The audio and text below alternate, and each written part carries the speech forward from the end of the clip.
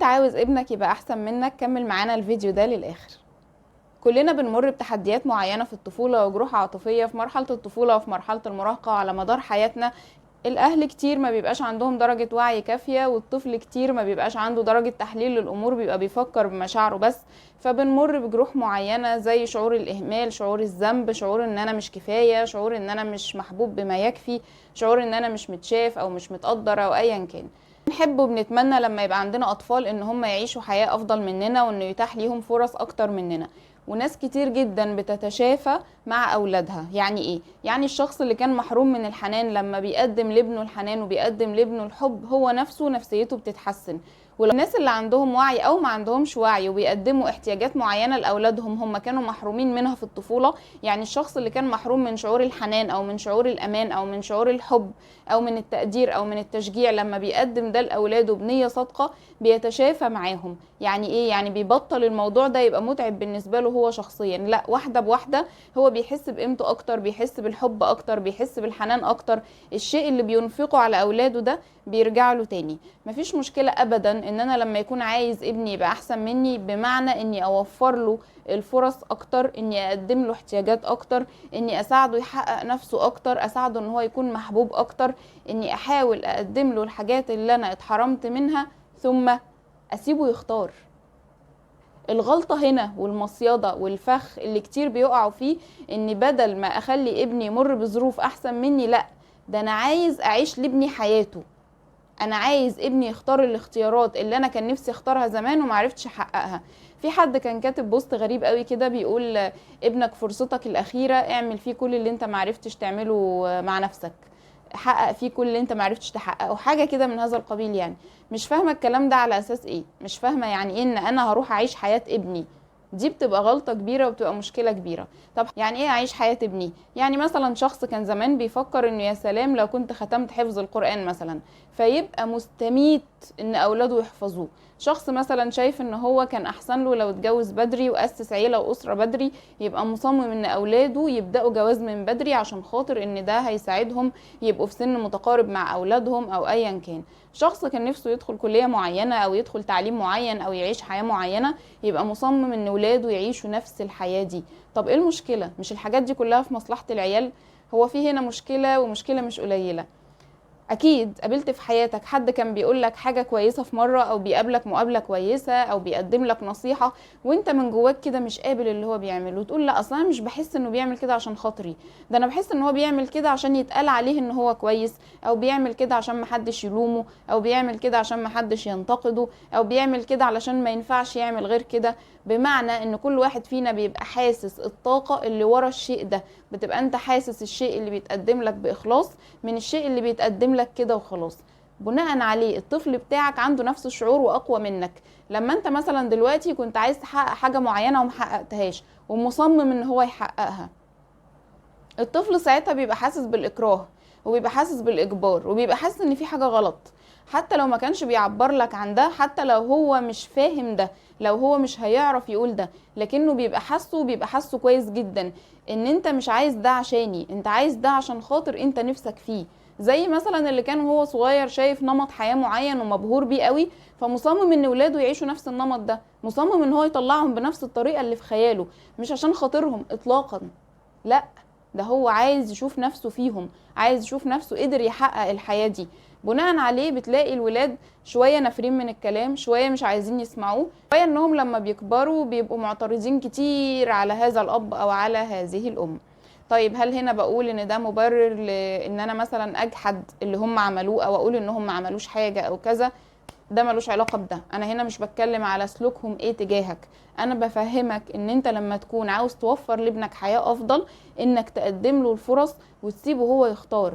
طيب ليه بقى ما خليهوش يعيش نفس الحياة بتاعتي؟ لمجرد ان هو هيحس ان انا مش بعمل ده عشانه، فبناء عليه ممكن يبقى جاحد شوية، او ما يبقاش حابب اللي انا بقدمه، او كذا او كذا.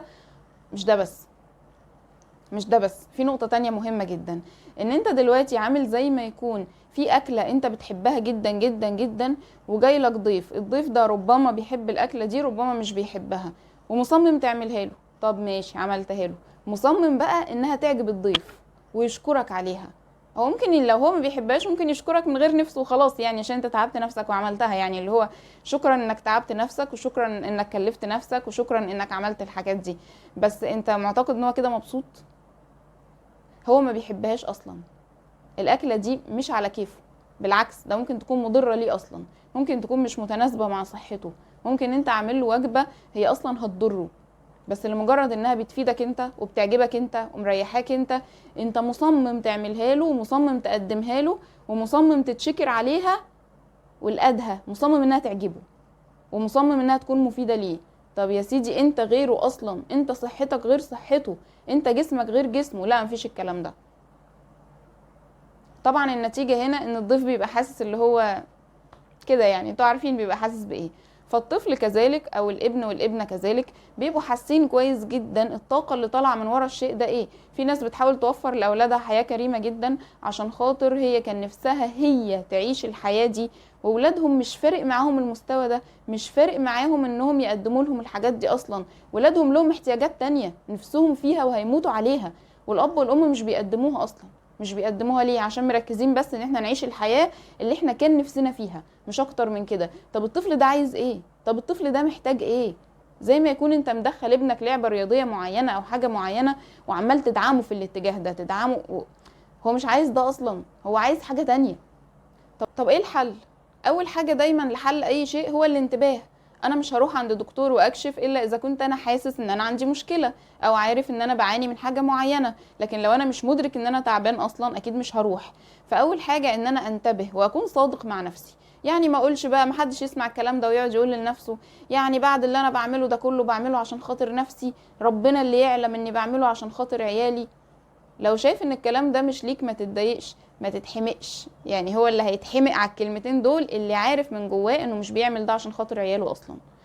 فاول حاجه كون صادق مع نفسك، ان اسال نفسك هو انا بعمل كده فعلا؟ الحاجات اللي انا مستميت عليها مع اولادي دي، وغالبا هتلاقي اولادك نافرين منها اصلا او عندهم صعوبات فيها، الحاجه دي هي فعلا انا عايزه اعملها عشانهم ولا عشاني؟ طيب لو انا عايزه اعملها عشاني، خلاص عرفت اهو ان انا هعمل الحاجه دي عشاني، بسال نفسي انا عايزه اعمل الحاجه دي عشاني عشان احس بايه؟ ده انا عشان اوصل لشعور معين، عاوز احس بالنجاح، عاوز احس بالفخر، احس بالقوه، ايا كان الشعور اللي انت عايزه. يا اما تحاول تحقق الشيء ده لنفسك، يا اما تحاول تعمل حاجه توصلك لنفس الشعور. اقول تاني، يعني في حد دلوقتي عايز يعلم ولاده حاجه معينه او يوصلهم لمستوى معين علشان يحس ان هو فخور بنفسه، عشان يحس ان هو يعني عمل انجاز جميل. يا اما الحاجه دي يروح يعملها هو ويتعلمها هو ويتدرب عليها هو لحد ما يحققها، وعادي ممكن يحققها مفيش مشكلة. يا اما لو مش متاح او هو مكسل او مش عايز يعمل الحاجة دي، يفكر هو انا دلوقتي هحس بايه لو ولادي عملوا ده؟ هحس بالفخر. طب انا ممكن اعمل ايه تاني يشعرني بالفخر؟ ممكن اعمل ايه تاني يشعرني بالانجاز؟ لما هيحصل اشباع للشعور ده عندك، حاجة من الاتنين، طبعا في الحالتين انت هترتاح. ممكن ولادك يكون فعلا اللي انت بتعمله ده هم فعلا ده اللي هم عايزينه، بس يبدأوا يتجاوبوا معاك اكتر وما يبقوش بيعندوا وما يبقوش بيغلسوا وما يبقوش بيبقوا متضررين وهم بيعملوا الحاجة، وتحس الحياة سلسة. خلاص انت عايزهم يعملوا ده من مكان حب مش من مكان الزام. اول حاجة التانية انك هتبدأ تشوف هم محتاجين ايه فعلا وتساعدهم فيه، وساعتها اولادك هيبقوا ممتنين لك حقيقي، وانت هنا هتقوم بدورك الحقيقي.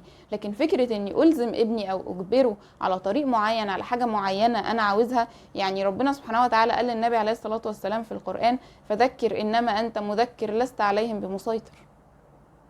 ربنا قال في القرآن وهديناه النجدين، ربنا ادانا حق الحرية اصلا، ربنا ادانا حق الحرية اصلا، وما خلاش اي حد من حقه انه يسلب ده من الاخر. انا حر في اختياري وانا حر هختار ايه، وبناء عليه لما بربي ابني على الحرية بربيه على الحياة وبربيه على عزة النفس. حابب ابنك يبقى احسن منك حقيقي، وفر له فرص وسيبه يختار. ولو الفيديو ده لمس قلبك شاركه مع غيرك.